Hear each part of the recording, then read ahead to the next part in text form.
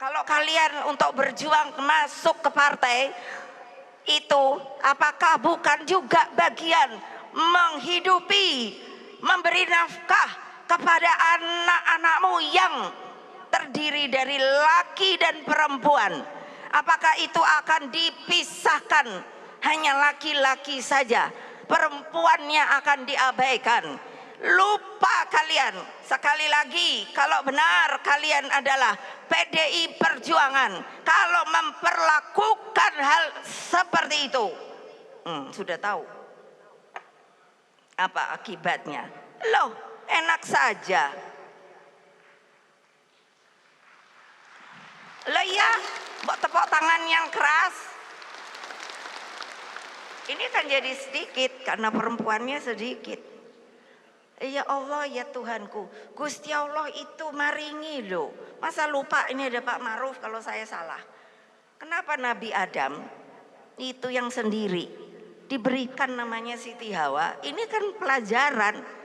Saya bukan ngomong sendiri loh. Jadi untuk apa sebetulnya? Itu kan supaya berpasang-pasangan.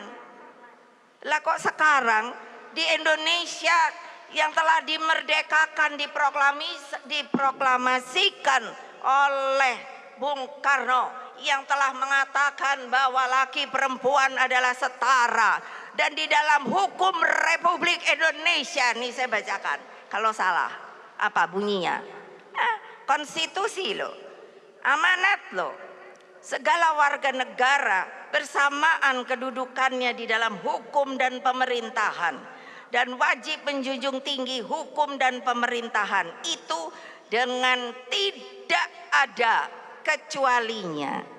Gitu loh, nginep nang desa-desa iku, gitu loh, baru itu begini loh. Loh iya dong, ini enggak magrok be. Aduh sudah ya Pak Jokowi, nuwun sewu, saya panjang banget ya gini nih, karena udah kayak apa sih, 3 tahun bungkem, saiki tak belak gitu loh. Nah jadi ya sudahlah, yang namanya sabar aja kerja, begitu pulang kerja, bilang ibu ketua umum bilang masukin ke sini program nih, ibu bilang kerja turun ke bawah untuk menang gitu, masukin terus ke sini. Wes ora usah mikir, urusan calonnya itu adalah hak ketua umum gitu. Pokoknya nggak mungkin ibu jebloskan kalian ke sumur. Kita kalau bekerja pasti menang. Udah 2 kali udah, masa 3 kali enggak? Ini salah kalian. Pak Jokowi gue ngono lho, mentang-mentang. Lah iya, padahal Pak Jokowi kalau nggak ada PDI Perjuangan juga, aduh kasihan dah.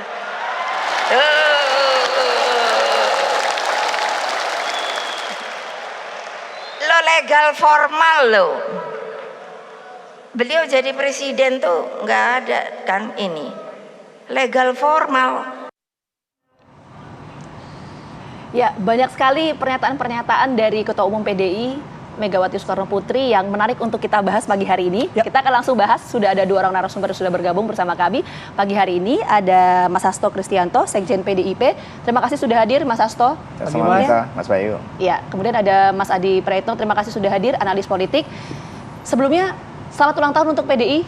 Makasih. Mas Hasto, ya. Kalau kemarin ini bicara soal kejutan, akan diumumkan capres, ini sebetulnya memberikan kejutan juga loh Mas Hasto, karena kemarin tidak diumumkan. Nah itu termasuk kejutan sebetulnya Mas Hasto. Tapi pertanyaan saya gini Mas Hasto ya, PDIP belum mengumumkan capres cawapresnya ketika acara HUT PDIP kemarin itu, apa karena memang belum ada capres yang dikantongi oleh Bu Mega, atau ya ini jangan-jangan strategi politiknya PDIP aja biar peta koalisinya ini masih belum terbentuk sampai nanti Oktober 2023? Gimana Mas Hasto? Ya, ini kan masalah pemimpin, tanggung jawabnya lebih dari 270 juta rakyat Indonesia, dan Presiden Jokowi pun mengatakan banyak negara-negara yang sekarang masuk dalam antrian IMF. Sehingga memang harus dikalkulasi dengan cermat, apalagi dengan sejarah panjang PDI Perjuangan sejak zaman Bung Karno mendirikan PNI, kemudian menjadi PDI, akhirnya menjadi PDI Perjuangan. Artinya kita juga mengemban tugas sejarah, selain PDI harus menjawab panggilan sejarah agar apa yang telah dilakukan oleh Bung Karno, Ibu Mega, dan keberhasilan Pak Jokowi saat ini bisa dilanjutkan. Nama tentu saja Ibu Mega sudah melakukan pertimbangan, kajian ya ribuan kali, dan juga beliau sudah melakukan kontemplasi, sudah berdialog dengan Pak Jokowi, sehingga ketika Mbak Puan menyatakan nama sudah ada di kantong Ibu Mega, itu betul, hanya tinggal menunggu momentum, kalkulasi politiknya, dan kemudian juga kesiapsiagaan seluruh kader partai. Nah, dengan ulang tahun ke-50 kemarin, Ibu Mega kan mau melihat ini, gimana satgasnya ketika diberikan instruksi secara mendadak datang ke Jakarta, ternyata militansinya begitu besar. Bagaimana anak ranting. Tapi dari pidato cuplikan Ibu Mega tadi kan juga jelas, saya tidak akan jelomprong ke kamu, tidak akan menjerumuskan seluruh partai ini masuk sumur. Itu kan jelas suatu hal yang dipertimbangkan untuk kepentingan bangsa dan negara, bukan untuk kepentingan sempit. Oke, kalau itu jelas, bagaimana, karena masih bicara soal capres itu, Bu Mega kan tadi di awal juga menyebutkan soal kesetaraan perempuan tuh ya. Ada nama-nama, sempat menyinggung nama Bu Menlu, kemudian sosok pahlawan Cut Nyadim, memperkenalkan anaknya Mbak Puan kemarin. Itu juga jelas nggak bahwa arahnya ke situ gitu? Ya, itu bisa menjadi sinyal, karena namanya yang tahu kan Ibu Mega. Jadi semua yang disampaikan Ibu Mega kemarin bisa menjadi suatu sinyal, tergantung kita menangkapnya dengan mata hati. Nah, terhadap perempuan memang konteksnya itu yang pertama, saat itu Ibu banyak berdiskusi tentang yang terjadi di Afghanistan. Di mana setelah Taliban berkuasa, kaum perempuan tidak boleh sekolah. Kemudian Ibu juga melakukan bagaimana di dalam negeri. Kita lihat juga kepemimpinan perempuan itu berbeda saat ini. Daya terimanya di masyarakat dan perempuan sendiri fighting spiritnya. Dan kemudian, tetapi ternyata kemudian refleksi lebih lanjut, Ibu juga menemukan banyak ini termasuk di internal partai yang masuk dalam zona nyaman. Di perguruan tinggi masuk dalam zona nyaman, sehingga tidak memiliki suatu fighting spirit yang kuat. Sehingga itu juga suatu himbauan bagi Ibu Mega agar kaum perempuan itu betul-betul berjuang. Dan di PD Perjuangan sendiri kan juga penuh dengan pemimpin perempuan. Ada Ibu Megawati Soekarno Putri, ada Mbak Puan Maharani, beliau pernah menjadi Menteri Kabinet ya, Indonesia Kerja, dan kemudian menjadi Ketua DPR. Sebagai Menko itu kan juga jabatan yang sangat prestisius. Ketua DPR perempuan pertama, kami punya kepala daerah perempuan terbanyak di Indonesia. Tetapi secara umum Ibu Mega masih melihat bahwa kesetaraan gender ini masih menjadi suatu persoalan. Padahal para pendiri bangsa tidak membedakan antara laki dan perempuan. Bahkan Bung Karno mengatakan itu bagaikan kepakan sayap. Tadi malam ketika saya bertanya dengan anak-anak muda yang berkoordinasi dengan saya dari kalangan milenial, apa yang menarik dari diskusi Ibu Mega? Beliau menjawab dari pidato Ibu Mega, kesetaraan gender. Dan mereka melihat bahwa itu sesuatu hal yang sangat penting, yang seharusnya aspek suku, agama, gender itu tidak lagi menjadi perbedaan di dalam penempatan jabatan-jabatan strategis. Jadi itu yang kemudian menjadi alasan kenapa Bu Mega ini berkali-kali ya waktu itu hampir selama 1 jam membahas soal perempuan. Nanti saya akan lebih spesifik, Mas Hasto akan lebih detail mengenai sosok capres-cawapresnya. Tapi kita fokus dulu untuk segmen ini, kenapa PDIP sampai sekarang belum mengumumkan. Mas Adi melihatnya ini memang, tadi kan Mas Hasto menyampaikan ya bahwa sudah di kantong kok nama capres, tapi belum diumumkan.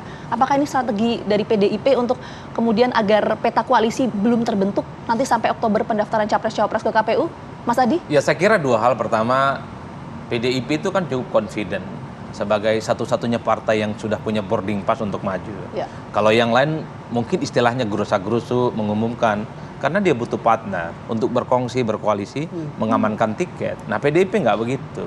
Ini sudah ada tiket, nama-nama sudah bermunculan, surplus kader, tinggal wait and see saja bagaimana ini kapan diumumkan soal siapa jagoan yang akan diusung untuk 2024. Yang kedua tentu saja, ini kan Oktober masih panjang. Ada rentang waktu sekitar 9 bulan yang sebenarnya bisa di-maintain oleh siapapun di internal PDIP yang ingin maju.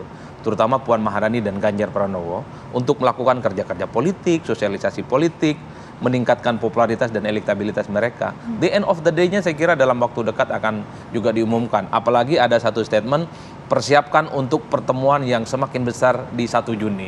Itu kan tanda-tanda sinyal, men, bahwa bagi saya yang melihat persoalan ini dari jauh, Juni itu adalah batas akhir di mana soal capres itu akan diumumkan. Mungkin sebelum Juni gitu ya, tapi yang jelas tidak akan lebih dari bulan Juni itu. Makanya kalau kita melihat teman-teman kemarin sebenarnya Pak Sekjen, sorry itu saya harus katakan, banyak penonton yang kecewa karena banyak orang itu berkesimpulan yang disebut dengan surprise itu adalah pengumuman PDIP soal pencapresan.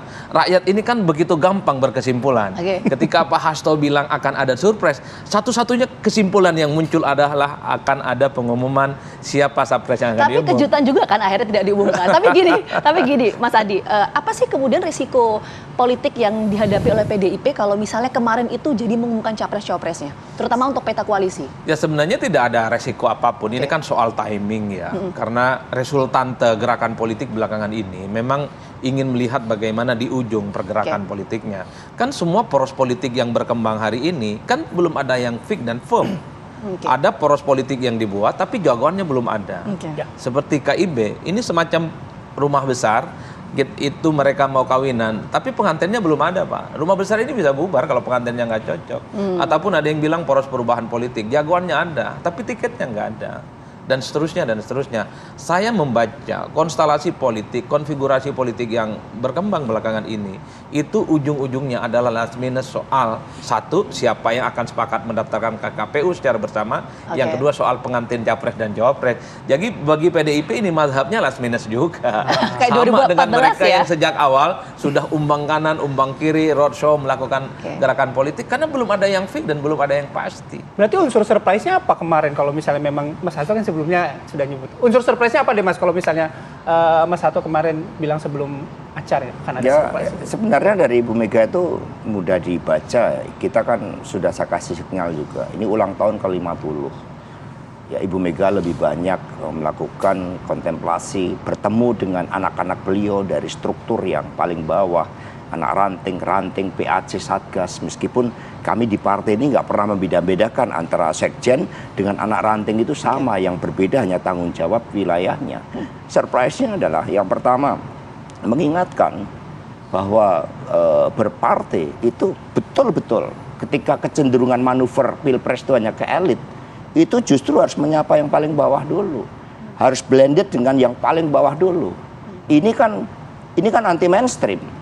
Mainstreamnya adalah ke elit, pertemuan para ketua umum. Ibu Mega mengingatkan bukan di sana pilpres itu.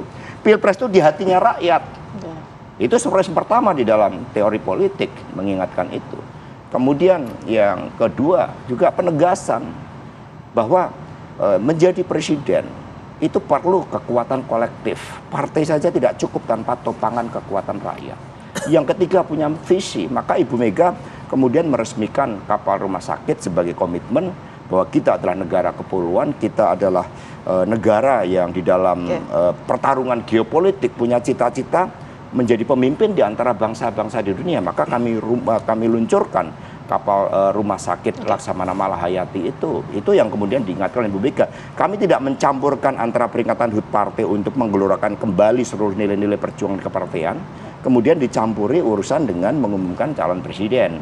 Tapi ketika saat itu teman-teman pers bertanya bagaimana ekspektasi mereka, ya ekspektasi itu kita anggap sebagai sebuah aspirasi bahwa mereka mengharapkan Bu Mega mengumumkan capres. Tapi ketika Ibu Mega tidak mengumumkan capres, itulah kejutan yang keempat. Berarti benar kejutannya tidak jadi diumumkan kemarin ya. Oke, kita lanjut lagi nanti jadi ngobrol. Kejutannya beda-beda ini. Iya. Oke, nanti kita lanjut lagi ngobrol dengan Mas Adi dengan Mas Hasto, tapi kami harus jeda terlebih dahulu. Apa kabar Indonesia Pagi akan kembali sesaat lagi.